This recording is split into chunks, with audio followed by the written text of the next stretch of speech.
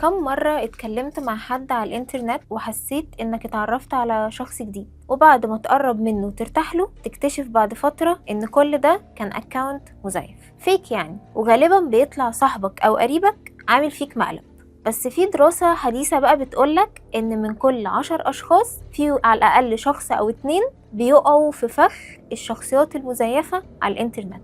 وده بيدخلنا في حتة تانية خالص، لأن الموضوع أكبر بكتير من صاحبك الروش اللي بيعمل فيك مقلب، وأكبر برضو من إنه يطلع شخص أنت ما تعرفوش أصلا. الرعب الحقيقي في إنه يطلع روبوت، مش مجرد أكاونت فيك وخلاص.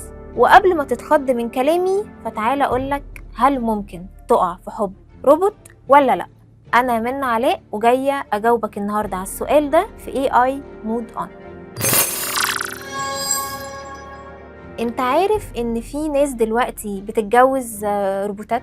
وقبل ما تضحك وتقولي لا طبعا ايه العوض ده، فخليني احكي لك حاجة سريعة كده. في 2017 كان في شاب صيني اسمه تشانج، شغال مهندس كمبيوتر والدنيا تمام، بس كان ناقصه حاجة واحدة، انه مش لاقي بنت الحلال. فبدل ما يفضل يدور عليها قالك انا هعملها بنفسي، وقام صنع روبوت على مزاجه وسماها يينج يانج، علمها تتكلم وتفهمه وتشاركه اهتماماته، وفعلا حبها. الموضوع ما كانش هزار ابدا بالنسبه له، لدرجه انه قرر يتجوزها وعمل لها فستان فرح وعزم صحابه واهله وتصوروا مع بعض فوتو سيشن زي اي فرح طبيعي. بس كل الفرق ان العروسه روبوت، والموضوع كان ترند جدا وقتها. وللاسف القصه دي مش جديده، لا ده في قصص كتير شبيهه. في البداية كان عندك موبايلك، بعد كده ظهرت المساعدات الذكية زي سيري وإليكسا، كانوا بيقولولك صباح الخير، محتاج مساعدة، ازاي اقدر اساعدك.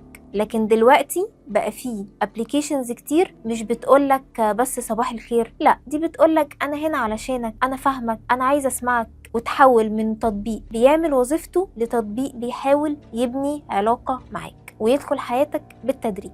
النهاردة احنا مش هنتكلم عن مستقبل لسه هيحصل، لا احنا هنتكلم عن واقع بيحصل دلوقتي. بنتكلم عن ناس بقت تفضل علاقة رقمية عن علاقة حقيقية، وده بسبب ان الذكاء الاصطناعي مش بس بيجاوب على اسئلتك، ده فيه كمان ابليكيشنز بالاي اي بيخليك تصمم شريك حياتك بالظبط زي ما بتحب. الطول، الصوت، طريقة الضحك، كمية الاهتمام، والأحلى من كل ده إن عمره ما هيقولك أنا مش فاضيلك دلوقتي. ولو قعدت تفكر كده مع نفسك هتكتشف إن التكنولوجي دلوقتي بقت قادرة تخدعنا بشكل كبير، لدرجة إننا ممكن نقع في حب روبوت حتى لو كان صوته صناعي وكلامه عبارة عن جمل متخزنة وضحكته معمولة بالالجوريزم. طب هو ايه اللي ممكن يوصل الانسان لكده؟ او تحديدا هو ايه اللي ناقص في العلاقات بينا كبني ادمين خلى الناس تبدأ تلاقي الراحة مع روبوت؟ في ناس كتير هتكون اجابتها ان ده بيحصل بسبب الوحدة او الملل او حتى الفراغ العاطفي،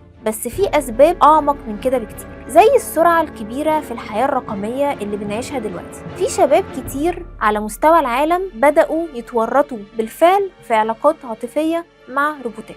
في منهم بيكون حاسس إن دي علاقة حقيقية جدا، بس ده طبعا مش حقيقي ومزيف. وللأسف الموضوع ده مش بس بيحصل مع الشباب، لأ ده بيحصل مش بس مع الشباب في سن المراهقة وبس، لأ لكن بقى بيحصل في كل الأعمار على حسب احتياج كل شخص. اللي محتاج أب، واللي محتاج صاحب، واللي محتاج حبيب، كلهم مش لاقيين العلاقة الصح وبيدوروا عن شيء مفتقدينه. ومن هنا بيلجأوا للحل الأسرع والأسهل، وهو ال AI. إذا كانت العلاقات البشرية بتاخد وقت ومجهود، فما فيش مانع أبدا نلجأ لل AI، المساعد الذكي اللي دايما معاك، دايما موجود، دايما فاهمك، دايما جاهز. ودي طبعا بتكون وجهة نظره. ما نقدرش ننكر ان ال AI بيقدم لك حاجات كتير جايز تكون محتاجها او مفتقدها في البني ادمين، زي مثلا انه مش هيتجاهلك، مش هينام وهو بيكلمك، مش هيعمل سين على المسج بتاعتك وما يردش عليك. والاهم من كل ده انه مش هيختفي ولا هيسيبك في يوم من الايام، هو دايما موجود، دايما جاهز للكلام معاك، ومش هيتعب ولا هيزهق. بس خليني اكون صريحة معاك، هو مش بيعمل كده حبا فيك، ومش هيقدر يقدم لك مشاعر حقيقية. يعني مش هياخدك بالحضن اول ما يشوفك، ولا هيعزمك على قهوة الصبح زي ما انت بتحب، ولا هيقدر يعمل معاك ذكريات.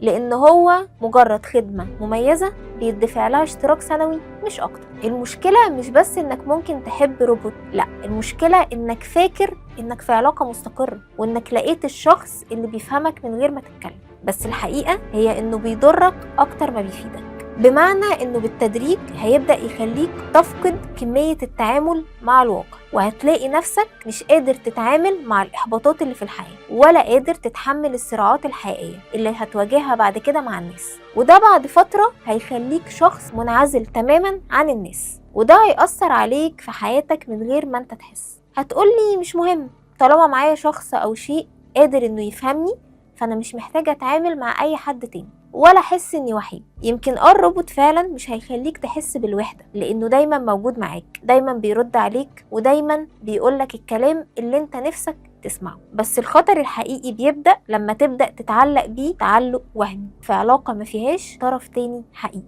وفي النهاية خليك فاكر ان ال AI زيه زي اي أداة في حياتنا، ممكن تساعدك وتكون سبب في راحتك، وممكن برضو تضيعك. مش مهم خالص هو بيعمل ايه ولا بيقولك ايه ولا بيحكي لك ايه، ولكن الاهم انت بتستخدمه ازاي، ولأي درجة بتخليه يقدر يدخل جواك ويتحكم فيك وفي مشاعرك. استنوني الحلقة الجاية في AI Mood On، وما تنسوش تجاوبوا على سؤالي وتقولوا رأيكم في الكومنتات.